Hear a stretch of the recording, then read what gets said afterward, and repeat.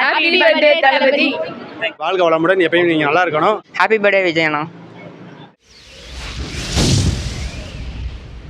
Happy birthday Thalapathy. Vijay சார்ட்ட பிடிச்ச படம் உங்களுக்கு? கில்லி. கில்லி ரீலீஸ் பாத்தீங்களா?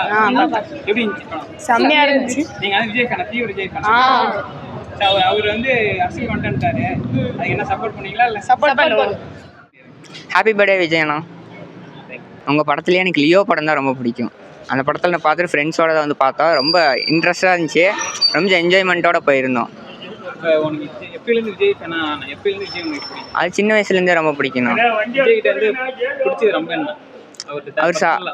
அவர் சாதாரணமாக எப்பயுமே இருப்பார். ரொம்ப இதெல்லாம் பண்ணிக்க மாட்டார். சாதாரணமாக எப்பயுமே மனுஷங்க எப்படி இது பண்ணுவாங்க அந்த மாதிரி ஜாலியாக இருப்பார். அட்வைஸ் சொல்லணும்னா சொல்லுங்க. அட்வைஸ் எல்லாம் அவர் தானே நமக்கு அட்வைஸ் கொடுப்பாரு.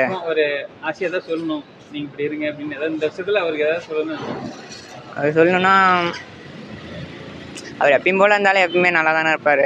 அரசியல் வரங்கிறாரு, அதை பற்றி நான் அவர் வந்தால் அவர் முடிவு தானே, நல்லது பண்ணால் போதும். Hi Thalapathy, how are you? நீங்கள் படம்லாம் புது புது படம் நிறைய எடுக்கணும். அரசியலுக்கு வந்தாலும் படம் எடுக்கிறத விடக்கூடாது. ஹாப்பி வாழ்க வளமுடன், எப்பயும் நீங்கள் நல்லா இருக்கணும். Happy birthday. ஹாப்பி பர்த்டே தளபதி. இனிய பிறந்தநாள் வாழ்த்துக்கள். நீங்கள் இப்போ கிரி வருது, கண்டிப்பாக நான் பார்ப்பேன். நீங்கள் படித்த படத்துலேயே எனக்கு ரொம்ப பிடிச்சதுன்னா கில்லி தான். தேங்க்யூ அண்ணா. நீங்கள் எப்பயிலேருந்து தளபதி ஃபேனாக இருக்கீங்க? நான் எப்போ அந்த பீஸ்ட் வந்துச்சோ அப்பத்துலேருந்தே நான் தளபதி ஃபேன் ஆகிட்டேன். தளபதி ரொம்ப பிடிக்குமா? நீங்கள் ஹாப்பி பர்த்டே தளபதி அண்ணா.